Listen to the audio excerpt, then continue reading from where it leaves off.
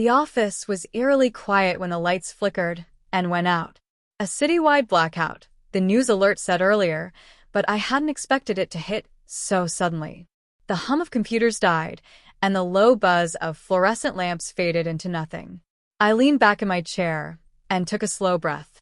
Darkness has a way of forcing clarity, or so I reminded myself. I was alone. Leo had left early for his book signing, no doubt charming the crowd somewhere across town. I had a choice: sit here, cursing my curiosity, or do what I had been too hesitant to do for months.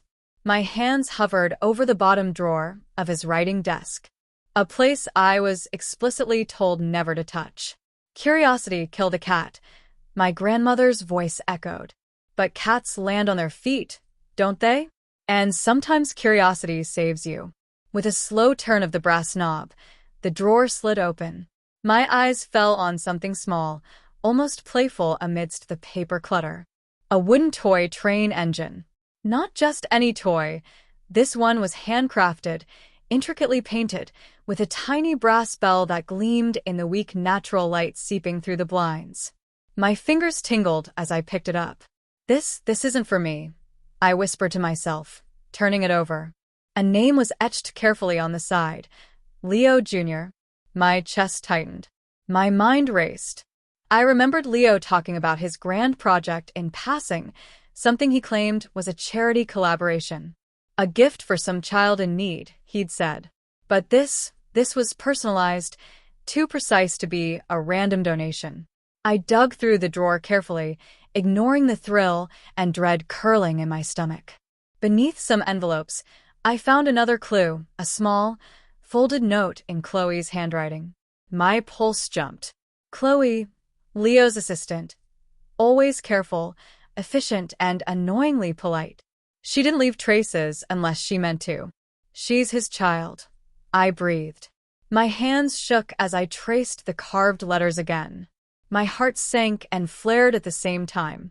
I had spent years believing Leo was single-mindedly devoted to his career, and to me, in the way he let me think. But this was a life entirely hidden from me. I sat back, letting the wooden engine roll across my desk. The shadows made it seem larger than life. How could you? I whispered, though no one was there to hear. My mind darted to the financial audits, the vacations, the unexplained expenses. Suddenly, everything Leo had brushed off seemed like pieces of a puzzle I was only just beginning to see. The blackout outside seemed to mirror the darkness I'd been living in, letting Leo control the light of our relationship. But now I could see. I could finally see. And I decided then, holding that tiny wooden engine, that I would not remain in the shadow any longer. Whatever it took, I would uncover the absolute truth. The blackout had lifted, but I couldn't leave the office. I booted my laptop, its weak battery light flickering like a warning. My fingers hovered over the keyboard. The wooden train engine sat beside me, a silent reminder of the hidden life Leo had built. I had to know the truth. I started with Chloe. I searched her name online, then narrowed it down to a parenting forum she had posted on under a private account.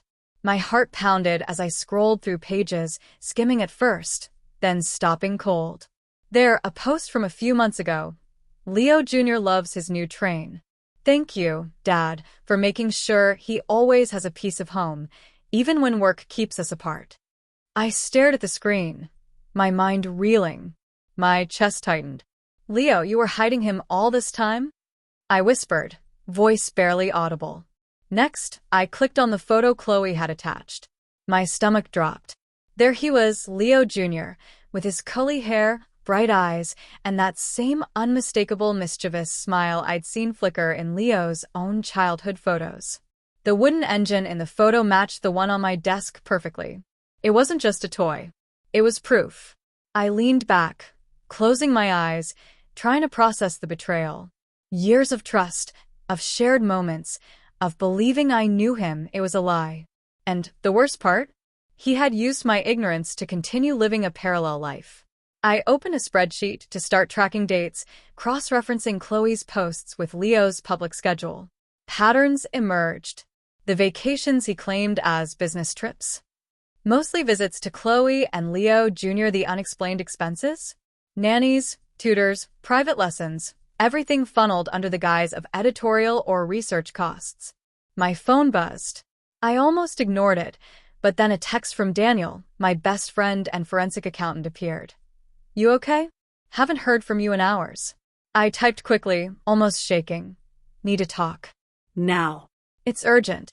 Moments later, his familiar voice rang through the speaker. Aria? You sound off.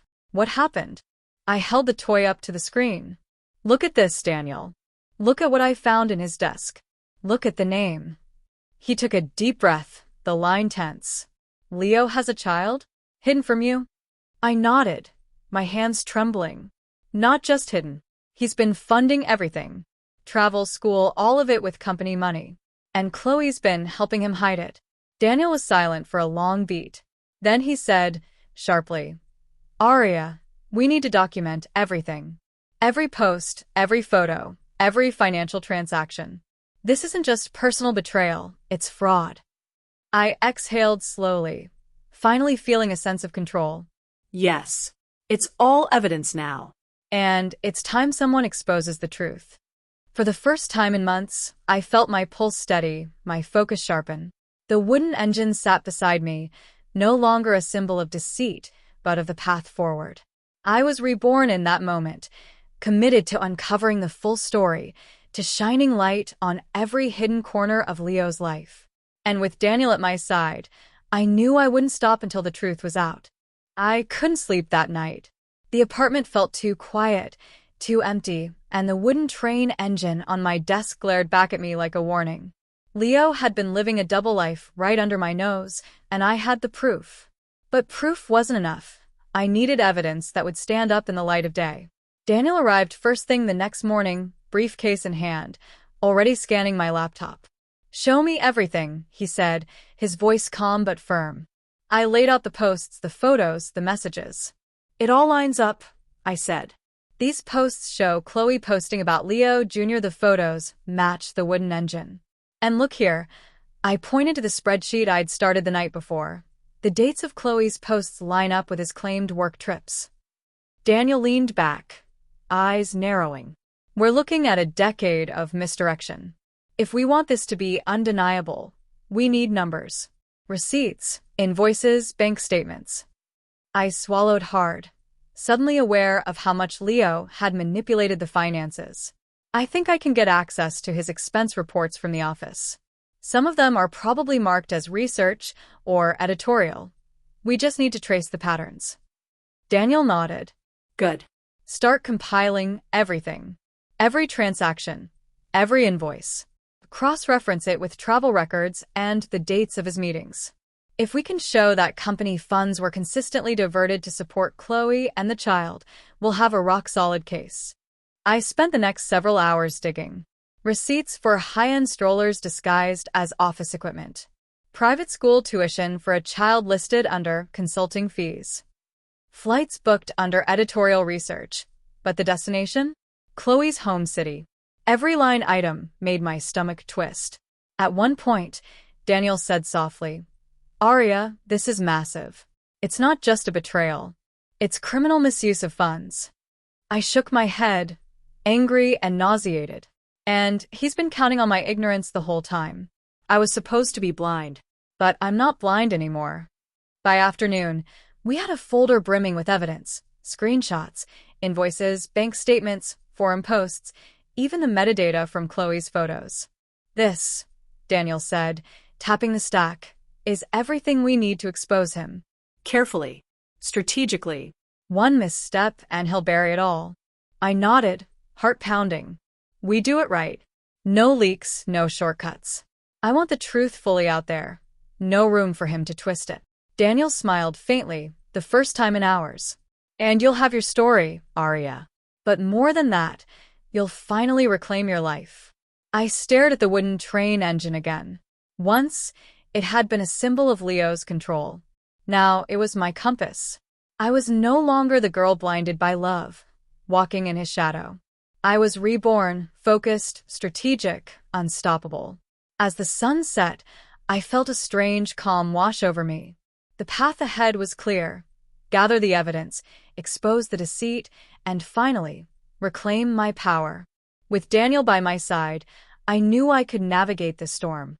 "Ready?" he asked, looking at me. I picked up the wooden train engine and smiled faintly. "More than ready," I said. The next morning, I arrived at the office before sunrise. The city was quiet, almost eerily so, as if it were holding its breath. I couldn't let myself get distracted. I had a mission, and the scope of it was terrifying. Leo wasn't just a cheating ex. He had weaponized the trust of everyone around him. Daniel was already there, leaning over the spreadsheet we'd compiled. "I've cross-referenced all the transactions with the forum posts," he said, eyes scanning numbers like a hawk. "Everything lines up. This is airtight."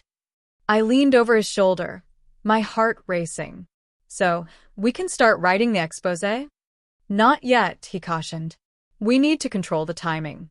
If Leo catches wind of this prematurely, he'll bury evidence, shift accounts, and gaslight anyone who might talk. We need a strategy." I nodded, swallowing the lump in my throat.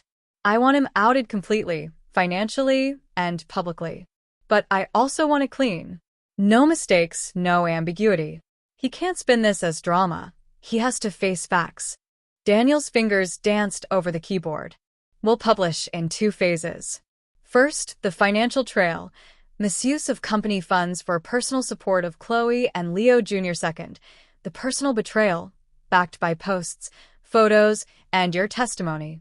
I felt a shiver run down my spine. Seeing my life's shadow projected like this was surreal. Yet I felt stronger than I had in years. The powerless, heartbroken version of me was gone. Reborn, I could face this head-on. By mid-morning, I began drafting notes for the article. Each word, each sentence had to be precise. "Leo's manipulation spans nearly a decade," I murmured, typing. "A consistent pattern of financial misuse and deliberate deceit." Daniel looked up from his calculations. "You're doing fine. But remember, he's cunning. Expect pushback, legal threats, and smear attempts." I smiled faintly, a dangerous kind of calm settling over me. "Let him try. I have evidence, numbers, and witnesses. The truth doesn't break under pressure." The office phone rang. I ignored it, but Daniel picked up. His face darkened as he listened. "It's him," he said finally, hanging up. "He's asking about your access to the laptop. He's suspicious." I clenched my jaw. "Good. "That means we're already making him nervous. Let him sweat." Daniel nodded. Exactly. "The key is to stay invisible until the story is ready. Any premature move could ruin months of work." I walked to the window, staring out at the city. Leo had always made me feel like I was standing in the shadows, unsure of my own reflection. Now, I felt like I was standing in the center of the room, fully visible, fully myself. "Ready to move to phase 1? Daniel asked, joining me. I turned, meeting his steady gaze. "Ready," I said, firm and unwavering. "Let's shine the light." And for the first time in years, I felt free. The storm was coming, but I wasn't afraid. I was reborn, and the truth would be unstoppable. By the time I arrived at the office that afternoon, the tension in the air was palpable. It wasn't just the city's usual hum. It was the storm I'd set in motion, quiet but relentless. Leo's presence felt heavier even in his absence. The network of assistants and colleagues he left behind seemed skittish, whispering behind closed doors. Daniel was already there, pacing in front of the screen where we monitored financial anomalies and email logs. "He's noticed something," he said, his voice low. "I got a tip from one of his associates. He's asking questions about your laptop access." I exhaled slowly, a mix of satisfaction and apprehension. That's exactly what we wanted. Fear makes liars sloppy. Daniel nodded, scrolling through the evidence. And it's showing. He tried to delete some older entries, but the backups are intact. Every transaction, every expense flagged, were golden. I sat down at my desk, running my fingers over the keyboard. I want him to know the walls are closing in, but I also want him blind to the full scope until it's public. No guessing games. Daniel smirked. "That's the beauty of it. You're not just exposing a betrayal. You're dismantling the empire of lies he's built around himself. I glanced at the wooden toy train on my desk, the same one I discovered in his drawer. It felt like a talisman now, a symbol of all the deception hidden behind polished smiles. Do you think Chloe suspects? I asked. Daniel's face hardened. She knows there's a kid, of course. But I don't think she knows the scale, the misuse of funds, the travel expenses, the nanny contracts. That's all ours to reveal. A soft knock interrupted our strategy session. One of Leo's junior editors peeked in. Mr. Vance wants to know who accessed his laptop yesterday, she said hesitantly. I looked at Daniel, who gave a subtle nod. Tell him it was a routine audit, he said. The girl hesitated, then nodded. Yes, understood, she said, retreating quickly. Once the door clicked shut, I leaned back in my chair, exhaling. He's starting to sweat, I said quietly. Even from across town, he can feel it. Daniel chuckled. And that's just phase 1. Phase 2 will hit him where it hurts. The blog post and financial audit will go live tomorrow morning. By evening, the board will have questions, investors will panic, and he'll have no one to blame but himself. I stared out the window at the skyline, feeling a mix of adrenaline and relief. All those years I let him control the narrative, and now I'm the one holding the pen. Daniel smiled, a reassuring warmth in his eyes. You've always had the clarity, Arya. Now you have the evidence. I reached over and tapped the wooden train gently. Then let's make him accountable. No more shadows, no more hiding. Daniel placed a hand on my shoulder. It's time for the truth to shine. Are you ready for the fallout? I smiled, resolute. More than ever. I'm reborn. Let the storm hit.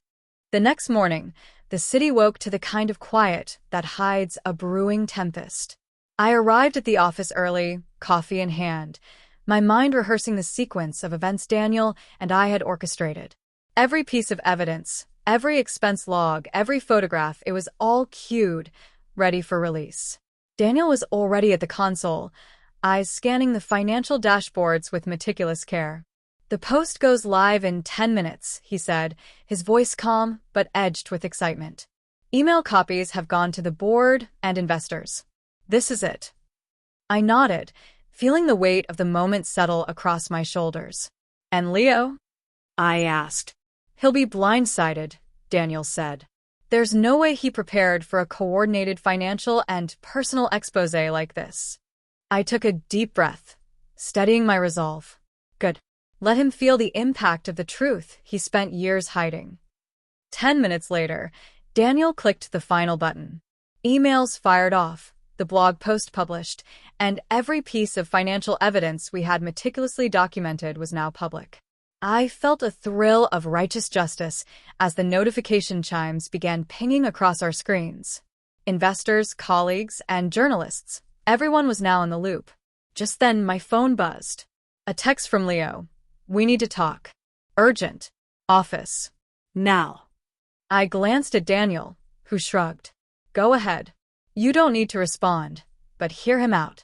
I walked into the conference room where the faint smell of burnt coffee lingered. Moments later, Leo arrived, composed but tense. Arya, he said, voice measured but with a sharp edge. We need to resolve this before it spirals further. Can we discuss it privately? I leaned against the table, arms crossed. I think everything has been discussed. The emails, the logs, the post.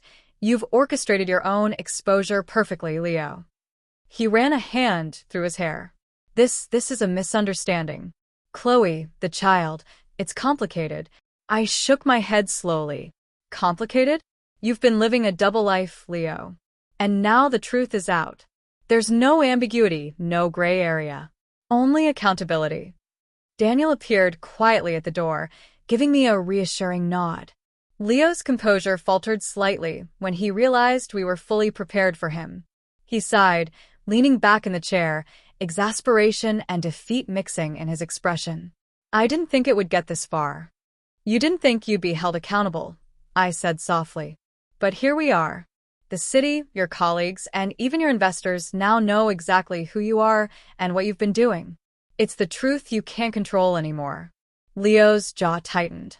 Arya, this doesn't have to ruin everything. It already has, I said, voice steady. For me, the ruin was your lies. For you, it's exposure. For me, the rebirth is liberation. I can finally breathe, Leo, and nothing you do can take that away. As he left the room, shoulders slumped, I felt the air shift. The storm of exposure had hit, and I stood firmly in the calm center, my rebirth no longer theoretical but real. Daniel placed a hand on my shoulder. We did it, he said quietly. I smiled, resolute. Yes. The truth is shining, and I'm finally free to live in it. The morning after the exposé, the office felt electric. News alerts were popping up on every screen. Social media was ablaze with commentary, and journalists were calling our contacts for confirmation. The truth had traveled faster than I ever imagined. Daniel was reviewing every incoming report, making sure nothing slipped through unnoticed. Arya, they're quoting the financials directly. Investors are already asking questions about restructuring and oversight. Leo's in full damage control mode, he said, eyes scanning rapidly. I took a deep breath and walked to the window, the city spread out beneath me, streets humming with movement. For years, I had let Leo control the narrative of my life, quietly adjusting, tiptoeing around his ambitions. Not anymore. Good. Let him scramble. Let the people who mattered see him for what he really is. Daniel came to my side, placing a hand lightly on my shoulder. And us? What about our plan? We need to ensure your assets, your career, everything is secure before this spirals even further. I've got it, I said confidently. But we also need to make sure nothing he does can harm anyone involved. Chloe, the child, they deserve protection from his chaos. Daniel nodded. Already on it. I've contacted legal advisors and prepared a report for authorities overseeing financial misconduct. Everything is airtight. You don't need to worry. The phone buzzed. It was Leo. His number flashed insistently. I glanced at Daniel. Should I answer? No, he said firmly. Let him beg and panic. The only thing he can do now is try to spin the story, but the facts are undeniable. Minutes later, the door opened quietly. Daniel motioned me over. He's outside. He wants a face-to-face. I say we let him stew a little longer. He needs to understand the full impact. I leaned back in my chair, watching him pace outside the glass wall, shoulders tight, expression tense. The city was moving, oblivious to the personal storm behind the walls of this office. And yet, in the chaos, I felt calm. Clear. Alive. The rebirth I had felt when I found that toy in his desk had become a permanent clarity. Later, after the board confirmed they were freezing Leo's discretionary accounts, Daniel leaned close. Arya, this is it. The moment of total truth. Nothing he can do now will harm you. And we're ready for what comes next. I smiled, feeling a weight lift from my chest. It's beautiful, isn't it? The truth has a clarity you can't fake. And I've finally found someone who doesn't just see it. Daniel, he lives it. He looked at me, warm eyes steady, voice low. We're in this together. No smoke, no mirrors, just the real thing. You and me. I exhaled, letting the tension of years of secrecy and betrayal dissolve. Yes. Together. And for the first time, I feel completely safe breathing in the light instead of the shadows. Outside, Leo's figure receded as journalists and board members consolidated the story. Inside, Daniel and I stood in quiet understanding, the world's noise muted. The storm had passed, leaving behind the calm certainty of truth, justice, and the beginnings of something real. My reborn life, and finally, my HEA. The morning sunlight streamed through the office windows, warm and clear, illuminating the stacks of documents and the soft hum of computers. For the first time in years, I felt like I could breathe fully, without the weight of deceit pressing down on me. The blackout, the toy, the financial audit, it had all led me here, to absolute clarity. Daniel was already at his desk, reviewing the final confirmations from the board and legal advisors. Everything is locked down, he said, looking up with that calm precision that always grounded me. Leo's discretionary accounts frozen, pending investigations finalized. His influence over the campaign and personal finances? Neutralized. Nothing he can do now will reach you, or the people who mattered. I walked over and stood beside him, feeling a quiet thrill. It's like a fog lifted. For so long, I let him control the narrative, but now, my voice caught for a moment, the weight of years dissolving. Now, the story is mine to tell, and I get to live it honestly. Daniel smiled, a hint of pride in his eyes. And you've earned every bit of it. No more shadows, Arya. This is all light, and it's yours. I laughed softly, feeling tears prick the corner of my eyes. I can't believe how peaceful it feels. Even the city outside seems calmer somehow. He nodded, and then his gaze softened, the professional precision giving way to warmth. That's because you're free. Free from his manipulation, free from lies, free to live without fear. And I'll be right here with you, not in the shadows, but beside you in the light. I reached for his hand, gripping it firmly. I never realized how much I craved honesty until now. Not just in others, but in myself. And with you, it feels like I can finally be myself without compromise. A quiet moment settled over us, the city's noise a distant hum. Outside, Leo's name dominated news alerts, scandalous headlines detailing his hypocrisy and financial misconduct. I felt no glee, only clarity. Justice had been served, and truth had finally prevailed. Daniel leaned closer, his voice low and intimate. We've rebuilt the world on our terms now. No lies, no shadows, only what's real. And that includes us. I smiled, feeling a deep, unshakable certainty. Yes. Us. Real, honest, and grounded. No more pretending, no more fear. He squeezed my hand, eyes holding mine with unwavering focus. Together, Arya. Every step forward, together. I exhaled slowly, letting the years of manipulation, secrecy, and uncertainty slip away like smoke in the morning air. The office, the city, even my own heartbeat felt aligned, steady, and true. The light of truth wasn't just illuminating the world, it was illuminating me. As we stepped outside, leaving the office behind, I realized that the fear, the deception, and the darkness had all been necessary. Without it, I never would have found the clarity, the strength, or the partnership that now defined my life. Daniel and I walked forward into the sun, not looking back because the past belonged to shadows, and we were finally living in the light. My rebirth was complete. My HEA was here. And for the first time, I felt utterly, unshakably free.